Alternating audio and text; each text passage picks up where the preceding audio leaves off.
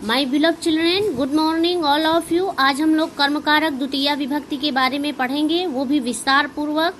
कर्मणि द्वितीया, कर्म में द्वितीया विभक्ति होती है। अकथितन च, अप्रधान या गौड़ कर्म को अकथितम च कहते हैं, इसमें भी द्वितीया विभक्ति होती है। यह कर्म कभी अकेला प्रयोग नहीं होता है, बल्कि इसके साथ मुख्य कर्म का भी प्रयोग किया जाता है। फॉर एग्जाम्पल मैं आपको बता रही हूँ, रामः धेनुम, रामः धेनुम दुग्धम दोग्धिम। यहाँ पर दूध मुख्य कर्म है और दूध धातु के योग के कारण गाय अकथित कर्म है। यहाँ यह बात स्पष्ट हो जाती है कि दूध द्विकर्मक धातु है, जिसमें दो कर्म है। द्विकर्मक धातुओं में संस्कृत की 16 धातुएं तथा उनके अर्थ वाली अन्य धातुएं भी सम्मिलित हैं। जो 16 धातुएं हैं वो मैं आपको बताने जा रही हूँ, ठीक है। ये 16 धातुएं आपको ट्रांसलेशन में या किसी पैराग्राफ में या सीटेट, यूपीटेट कहीं भी या आपके प्रतियोगी परीक्षाओं में पूछा जाए अगर ऑप्शन दे करके कि ये किस विभक्ति का है, तो आप ये 16 धातुओं को देखिए और तुरंत टिक करिए कि ये द्वितीया विभक्ति है। ये 16 धातुएं आपकी हैं, देखिए।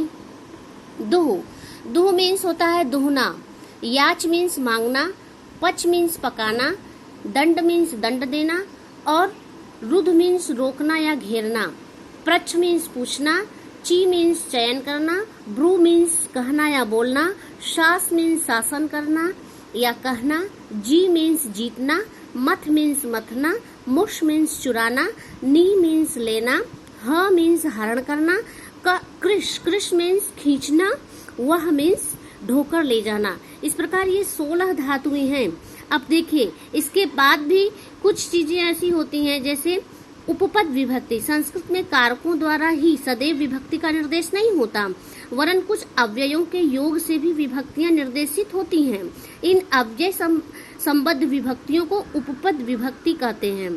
कर्मकारक द्वितीया उपपद विभक्ति के कुछ उदाहरण सहित मैं आपको बताने जा रही हूँ। जैसे आपका देखिए, अधिसिंह अस्था, अधिसिंह स्थासाम कर्म। अब सिंह, जो सिंह होता है, सिंह का अर्थ होता है सोना, अस्था का अर्थ होता है ठहरना और आस का अर्थ होता है बैठना। ये जो धातुएं हैं ये अधि उपसर्ग से आती हैं, अति उपसर्ग से आती है, तो इनके आधार में द्वितीया विभक्ति का प्रयोग होता है। अब देखिए, इसी प्रकार से क्या है, मैं थोड़ा और विस्तार से आपको बताने जा रही हूँ। जैसे अधिसिंह, अधिसिंह जो होता है, हरि वैकुंठम अधिशेते। अब हरि वैकुंठ में सोते हैं, यहाँ पर सोने के आधार वैकुंठ है, अतः सिंह धातु के अधि उपसर्ग पूर्वक आने के कारण इसके आधार वैकुंठ में द्वितीया विभक्ति है। और अब देखिए अधिस्था, अब मैं उसी सूत्र को पूरा आपका विवरण कर रही हूँ, व्याख्या कर रही हूँ। अधिसिंह अस्थासा, अधिस्था ते वनम अधितिष्ठति, वे वन में ठहरते हैं। यहाँ ठहरने का आधार वन है, अतः इसके आधार वन में अधि उपसर्ग पूर्वक अस्था धातु के आने के कारण द्वितीया विभक्ति है। अब देखिए, अधिआस, अधिआस क्या है, नृपः सिंहासनम अध्यास्ते, राजा सिंहासन पर बैठता है। यहाँ बैठने का जो आधार है वो सिंहासन है, अतः अधि उपसर्ग पूर्वक आस धातु के आने के कारण इसके आधार सिंहासन में द्वितीया विभक्ति है। अब देखिए टिप्पणी, अब जैसे आदि की यदि ये धातुएं अधि उपसर्ग नहीं आती तो इनके आधार में द्वितीया विभक्ति न होकर के सप्तमी विभक्ति होती। देखिए यहाँ पे ध्यान देने योग्य बात है यहाँ पे कि यदि हरि ही वैकुंठे शेते होता ते वने तिष्ठन्ति नृपा सिंहासने आस्ते। यहाँ पे देखिए अधि उपसर्ग नहीं है, देख लीजिए, यहाँ अधि उपसर्ग न होने के कारण यहाँ पर कौन सी विभक्ति आ गई, सप्तमी विभक्ति आ गई। तो अधि उपसर्ग जहाँ आपको दिखाई देता है तुरंत टिक करिए कि यहाँ पे द्वितीया विभक्ति है। अब चौथा सूत्र आपका आता है अभितः परितः समया निकसा हा प्रतियोगेपि। ध्यान देने योग्य बातें हैं बच्चों। देखिए, अभिता मीन्स चारों ओर होता है, परितः मीन्स भी चारों ओर होता है, और समया माने निकट, निकषा माने समीप, हा धिक्कार या विपरीत, विपत्ति आने पर, प्रति ओर, प्रति मीन्स होता है और, शब्दों के योग में द्वितीया विभक्ति होती है।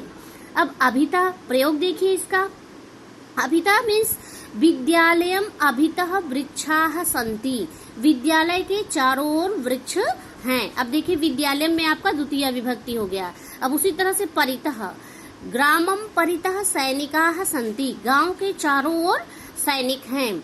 समयानिकषा, विद्यालयम समयानिकषा गंगा अस्ति, विद्यालय के निकट गंगा है। अच्छा आप ध्यान दीजिएगा, हा कृष्णा भक्ता, कृष्णा भक्तम, कृष्ण के अभक्त को धिक्कार है। प्रति, भरतः सुमंत्रम प्रति अपश्यत, भरत ने सुमंत्र की ओर देखा।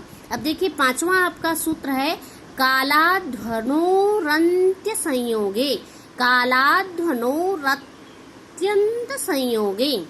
अच्छे से इसे लर्न कर लीजिएगा, तभी आपको हर चीज में बहुत आराम रहेगा। अगर आपको सूत्र याद हो गया तो शॉर्टकट याद हो गया, इतना समझ लीजिए आप। अब जैसे इसका नियम मैं इसका पूरा विस्तार से बताती हूँ। कालाध्वनोरन्त्य संयोगे का समय और दूरी की निरंतरता बताने वाले कालवाची और मार्गवाची दूरवाची शब्दों, दूरी जो बताता है, ऐसे शब्दों में द्वितीय विभक्ति प्रयोग होता है।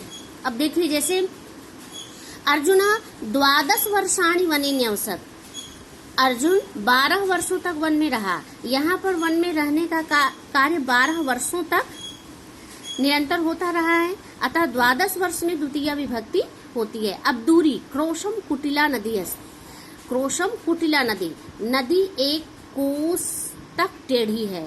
यहाँ नदी का टेढ़ापन निरंतर एक कोस तक है, अतः टेढ़ेपन की निरंतरता को बताने के कारण कोस में द्वितीय विभक्ति होती है। इस प्रकार बच्चों आज आप लोगों ने कर्मकारक द्वितीय विभक्ति का प्रयोग पढ़ा।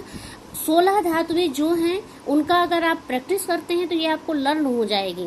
और अगर आप चाहते हैं कि मैं इन 16 धातुओं का उदाहरण आपके सामने रखूं तो मेरे कमेंट बॉक्स में ये बात मुझे बताइए कि मैम आप 16 धातुओं का उदाहरण भी हमें बताइए, तो मैं आपको 16 धातुओं का उदाहरण भी बताऊंगी। Okay, thank you all of you, take care.